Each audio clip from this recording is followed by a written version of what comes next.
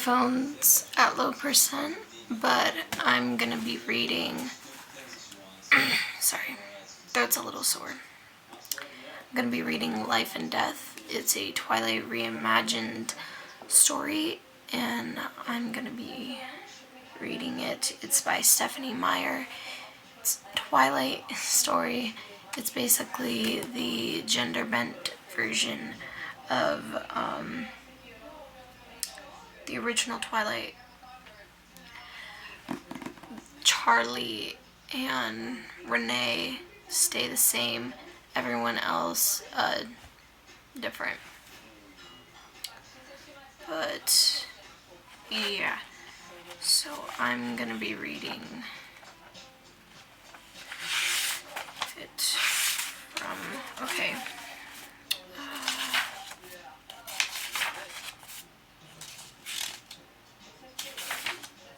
Preface. I'd never given much thought to dying, though I had reason enough in the last few months. Even if I had, I wouldn't have imagined it like this. I stared across the long room into the dark eyes of the hunter, and she looked pleasantly back at me. At least it was a good way to die, in the place of someone else, someone I loved, noble even. That ought to count for something. If I knew that if I'd never gone to Forks, I wouldn't be about to die now. But terrified as I was, I couldn't bring myself to regret the decision. When life offers you a dream so far beyond any of your expectations, it's not reasonable to grieve when it comes to an end. The hunter smiled in a friendly way as she sauntered forward to kill me. 1. First sight, January 17th, 2005. My mom drove me to the airport with the windows rolled down.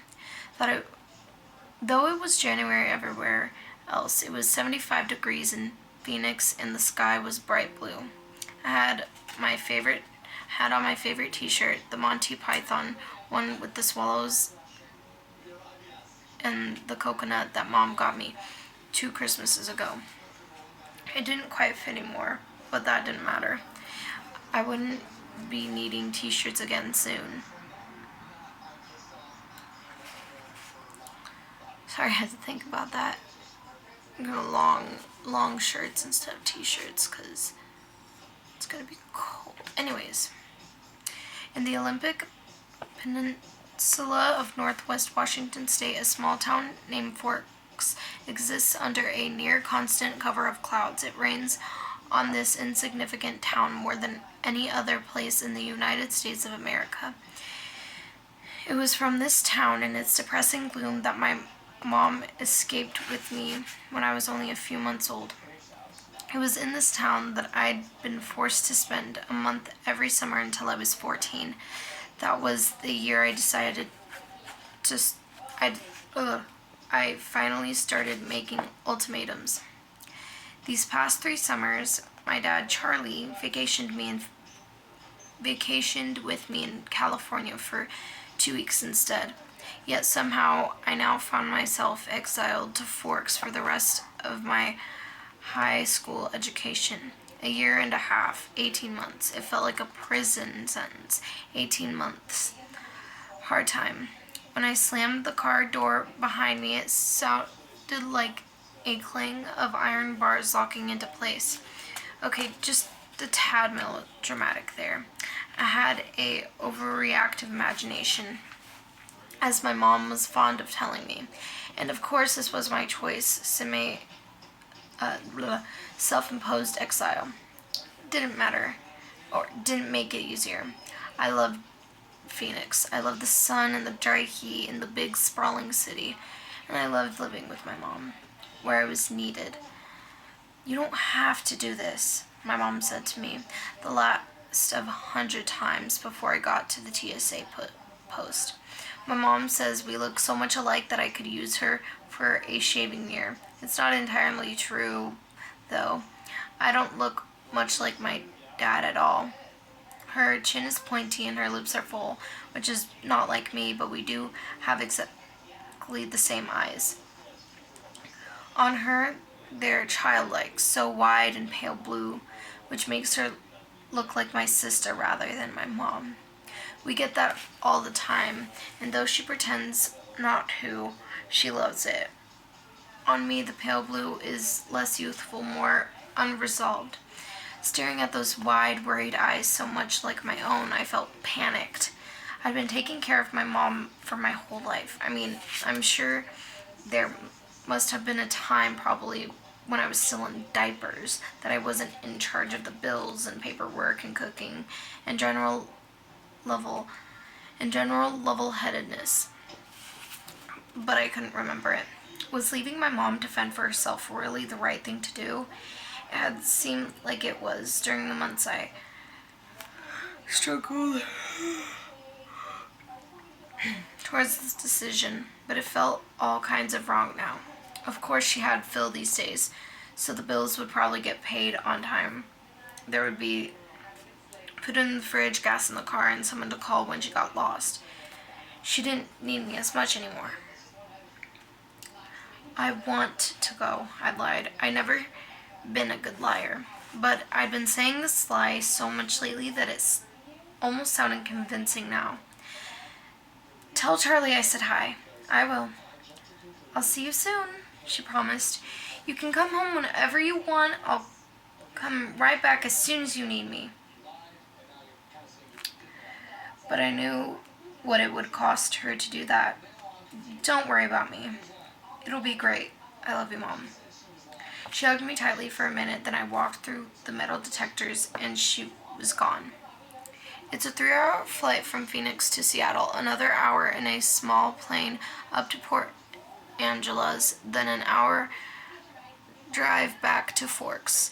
Flying's never bothered me. The hour in the car with Charlie, though, I was a little worried about.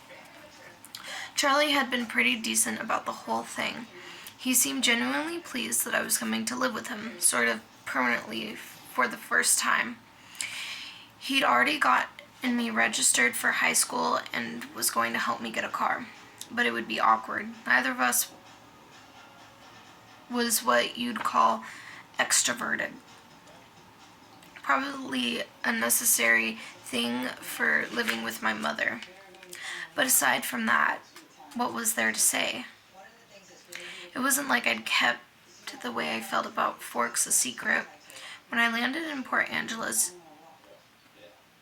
wait,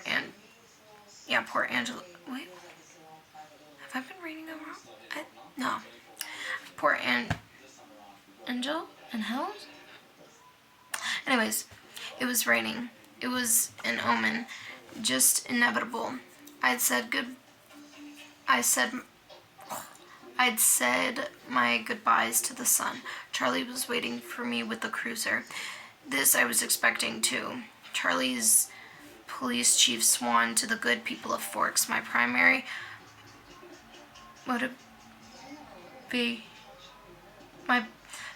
motivation behind buying a car, despite my serious lack of funds, was that I hated driving around in a car with red and blue lights on top. Nothing slows down traffic like a cop. I stumbled off the plane into Charlie's awkward one-armed hug. It's good to see you, Beau, he said, smiling as he automatically steadied me. We patted each other's shoulders, embarrassed, and then stepped back. You haven't changed much. How's Renee? Mom's great. It's good to see you too, Dad. I wasn't supposed to call him Charlie to his face. You really feel okay about leaving her? We both understood that this question wasn't about my own personal happiness. It was about whether or not I was shirking my responsibility to look after her. This was the reason Charlie never fought Mom about custody. He knew she needed me. Yeah, I wouldn't be here if I wasn't. Fair enough.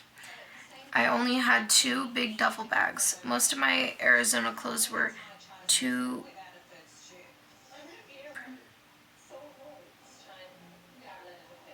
permeable?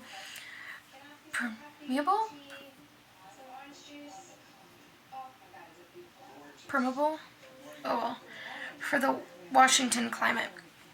My mom and I had pooled our resources to supplement my winter wardrobe, but it still wasn't much. I could handle both of them, but Charlie insisted on taking one. It threw my balance off a little. Not that I was ever really balanced, especially since the growth spurt. My foot caught on the lip of the exit door and the bag swung out and hit the guy trying to get in. Oh, sorry. The guy wasn't much older than me and he was a lot shorter, but he stepped up to my chest with his chin raised high. I could see tattoos on both sides of his neck. A small woman with hair dyed solid black stared menacingly at me from his other side. Sorry, she repeated, like my apology had been offensive somehow. Yeah? And then the woman noticed Charlie, who was in uniform. Charlie didn't even have to say anything. He just looked at the guy who had backed up a half step and suddenly seemed a lot younger. And then the girl, whose sticky red lips settled into a pout. Without another word, they ducked around me and headed into the tiny terminal. Charlie and I both shrugged at the same time. It was funny how we had some of the same mannerisms when we didn't spend much time together. Maybe it was genetic. I found a good car for you, really cheap, Charlie announced when we were strapped in the cruiser and on our way. What kind of car? I asked, suspicious on the way he had said good car for you, as opposed to just good car. Well, it's a truck, actually, a Chevy. Where did you find that? Do you remember Bonnie Black down at La Push? La Push is a small Indian reservation on the nearby coastline. No. She and her husband used to go fishing with us during the summer, Charlie prompted. That would explain why I didn't remember her. I do a good job of blocking painful things from my memory. She's in a wheelchair now, Charlie continued when I didn't respond, so she can't drive anymore, and she offered to sell me her truck cheap. What year is it? I could see from the change in his expression that this was the question he was hoping I wouldn't ask. Well, Bonnie's had a lot of work done on the engine. It's only a few years old, really. Did he think I would give up that easily? When did she buy it? She bought it in 1984, I think. Did she buy it new? Well, no, I think it was new in the early 60s or late 50s at the earliest, he admitted sheepily.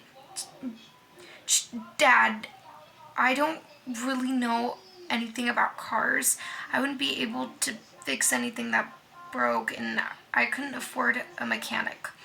Really, Bo, the thing runs great. They don't build them like that anymore. The Thing, I thought to myself. It had possibilities as a nickname at the very least. How cheap is cheap? After all, that part was the deal killer. Well, son, I kind of already bought it for you as a homecoming gift. Charlie glanced sideways at me with a hopeful expression. Wow, free.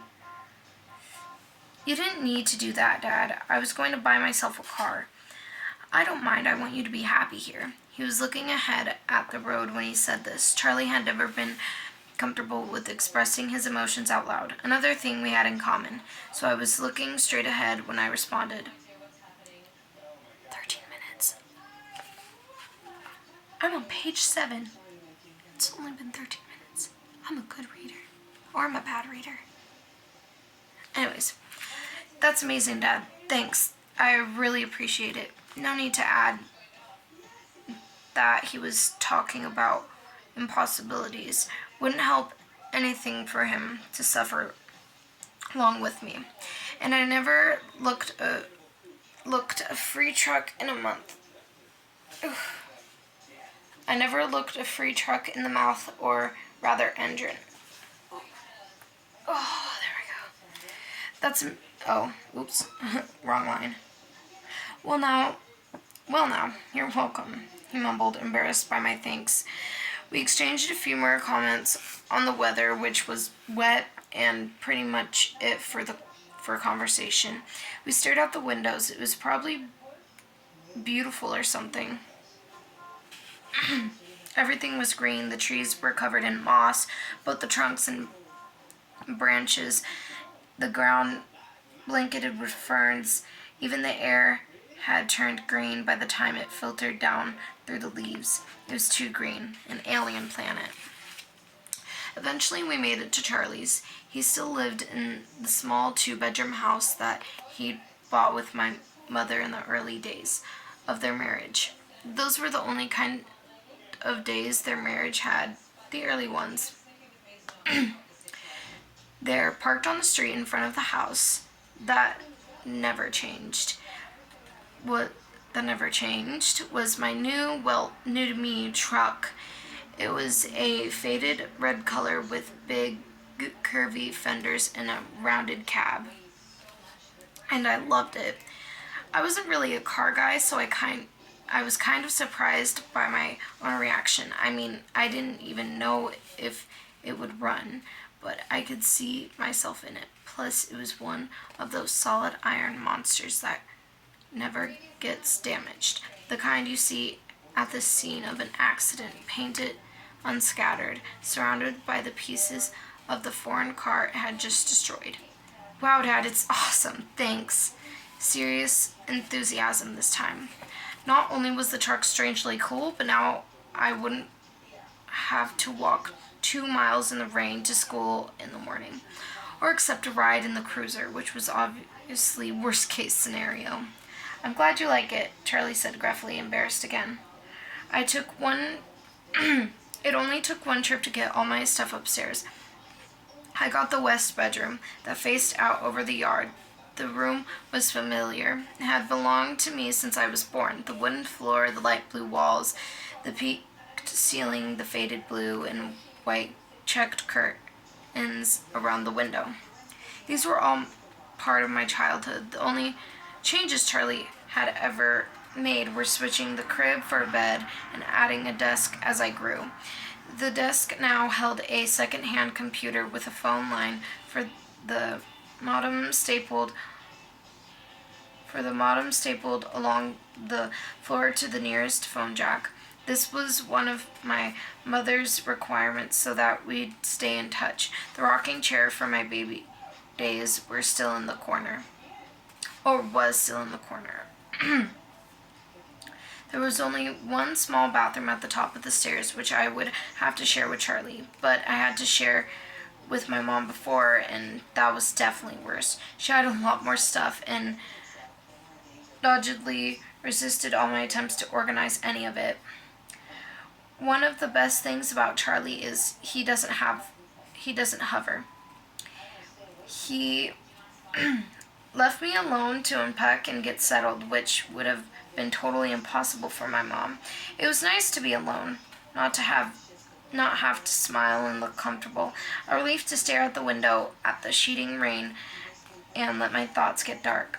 Forks High School had us 357, now 58 students. There were more than 700 people in my junior class alone back home. All of the kids here had grown up together. Their grandparents had been toddlers together.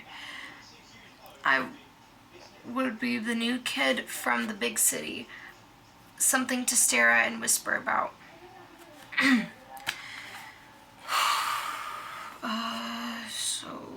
Second paragraph, page 9.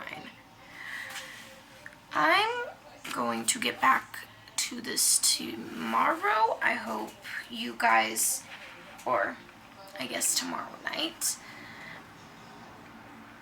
because my throat is killing me. Anyways, bye!